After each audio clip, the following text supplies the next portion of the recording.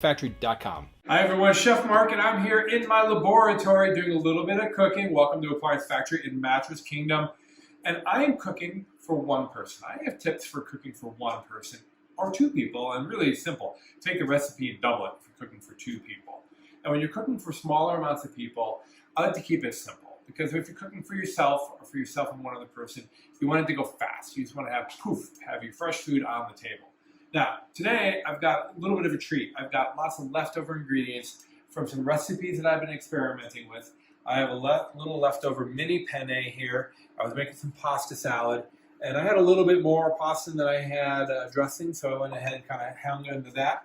I don't want to throw that. I want to hang on to it. I got some broth left from my barbecue, some Parmesan cheese, some shallots and garlics left over, and a little bit, about a half can of tomato sauce. And here's the deal. Don't feel obligated to use every bit of pasta, every bit of sausage. Go ahead and hang on to that and then get creative. If you have a bunch of ingredients popping around your pan, that's when you get to play. All right, so one tip here, pro tip, my pasta. This is cold, it's been left over. I cooked this about 2 days ago, and I didn't oil it. So when you oil your pasta, it keeps it from sticking together. But what happens is that oil becomes such a thin veneer that sticks to your pasta, it spoils really quickly. And then your pasta noodles spoil in 2 or 3 days. Or if you leave it unoiled, the second it hits the moisture, it'll break apart, and it'll last 4 or 5 days in your refrigerator. So, all right, here we go. I got my saute pan. It's been preheating. It feels pretty good and hot. I'm going to turn that up a little bit. And to make this go quickly, what I'm going to do is called cooking in series. I'm going to be cooking and chopping at the same time. So, got a little bit of canola oil here. I'm going to add that thin veneer to the bottom of the pan, and I've got my sausage. You know what I want to do is I want to pull off the casing of the sausage. That casing, this is what holds it together when we're making the sausage or when we are grilling it. But for this application, you can hear my pan sizzling. It's good and hot. I'm going to go ahead and toss it in the pan.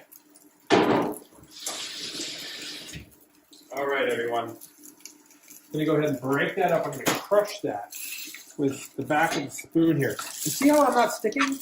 That's because I preheated my pan. I always preheat my pan with nothing in it, right? So I get my pan on the stove. I have it on medium. I'm using a little induction stove here. And then start to get it hot, and then I add my oil and immediately add some ingredients. And that gives me a nice preheat, jump starts the cooking process. All right, now onion, I usually use onion, but I got shallots left over from my last recipe. So I'm gonna go ahead and chop my shallots.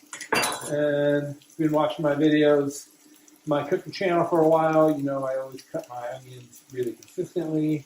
I just cut them in half. Now I'm doing two things simultaneously. I'm browning off my sausage, keeping an eye on that, and I'm cutting my veggies. Right, I'm gonna turn that up a little bit. I'm gonna turn that up to 8. You can see I'm just jumping back and forth here. I want to break this up. The more I break it up, the faster it's going to cook. But, I don't mind chunks in there. Like, some chunks in there would be nice. And out of the casing, that's going to cook really quickly. All right. I think I can get a little bit more oil in there, too. There we go. Transfer some more heat. Normally I would dice this, but because I'm working quick, I'm just going to do a slice. I'm just going to slice right down to my root end. Beautiful. I'm going to get that right in the pan. Now we're talking a little bit more oil. I want oil to help transfer that heat and that flavor. Right? Now I got extra virgin olive oil in here too, which I'm going to add a little later for flavor. I don't want to add that extra virgin olive oil to the hot pan because that can make it burn. Oh, and I'm all the way up to 10 now. Okay? Because I'm in a hurry because I'm hungry. What else are we going to add to this? Let's make it arrabbiata. Let's make it a little spicy. I'm going to add some crushed red pepper flakes. And believe it or not, this sausage, it's already almost fully cooked. It's getting there. It's getting really close to being fully cooked. Okay, some crushed red pepper flakes. A lot of times what I like to do is I like to just kind of meter out how much. It's about, I don't know, a teaspoon, I guess. Feels about right. Always just have a little kick to it. Yeah, now we're talking. Good. And we're almost done. We're almost done with our sausage being cooked. I'm just going to go ahead and kind of break it up a little bit more. I want all those flavors to meld. And this pan being thirsty, so just a touch more oil. I always have my oil in a squeeze bottle so I can meter out the right amount. And then my garlic. Garlic, all I'm going to do, I got 2 cloves here, which for me is a lot. I'm not a huge garlic fan. I only do 1 clove for a recipe like this, but let's go crazy. Let's do 2 cloves. And again, I'm going to keep this kind of rustic. I'm just going to chop that up. The brown root end, that little part here, I just make sure I don't add that. Okay, in we go. I like to add my garlic later to the cooking process. That way, I'm guaranteed to have it not burn. Okay. Oh yeah, we're almost there. We're getting good heat now. My pan's getting hot. I'm going to turn it down a little bit. You know, think of your heat as like a volume knob. It's too loud, turn it down a little bit. Get my salt in there, beautiful. And then I'm just going to use some tomato sauce. I have this left over from some gumbo that I made earlier. I'm going to go ahead and get that in there. Put a little splash of water to get all that out of there. Beautiful. And then boom, right in with my noodles, my cold noodles. I'm just going to reheat these right in the pan. I'm going to let this cook to finish. Okay, we're almost there. I just want to make sure the sausage is back up with my temperature. I just want to make sure that sausage is fully cooked. And I think a common mistake is not to have enough sauce in there. Keep in mind that your pasta, your noodles are going to be thirsty because they're starchy. So I'm going to go ahead and get a little more splash of water in there. And what we're going to do is add the water. It's a fair amount, but then I'm going to let it cook down. Get a fair amount in there. And I wish you could smell this. You can smell the spice from the pepper flakes. That garlic smells delicious. I'm going to go ahead and bring this back up to 10. I'm going to add my extra virgin olive oil for flavor. Get a fair amount of that in there. Oh yeah, this is looking great.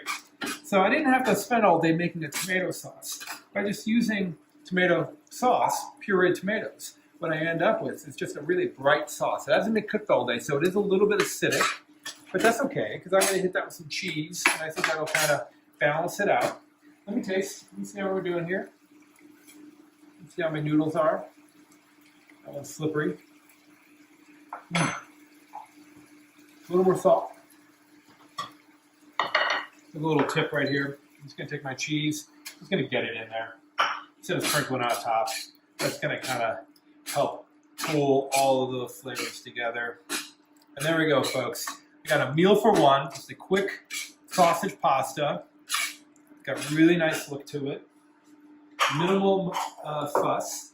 This is something that you can make if you have leftover ingredients. You could do this with ground beef. You could use any tomato product you have left over. Any size noodle is going to work. Virtually any cheese will work. Look at that. It's got beautiful color. Stands up on the plate. It's ooey gooey. And it's got enough moisture. That, I think, is a winning dinner for 1 or 2 people. So I'm going to be focusing on some dishes that you can make quickly and easily in your kitchen with leftovers. So if you have a list of leftover ingredients that you want me to try to make dinner with, go ahead and add them to the comments, and I'll take on the challenge. This is Chef Mark with Appliance Factory. Thanks for tuning in. Online or locally, save at ApplianceFactory.com. Click the link to learn more.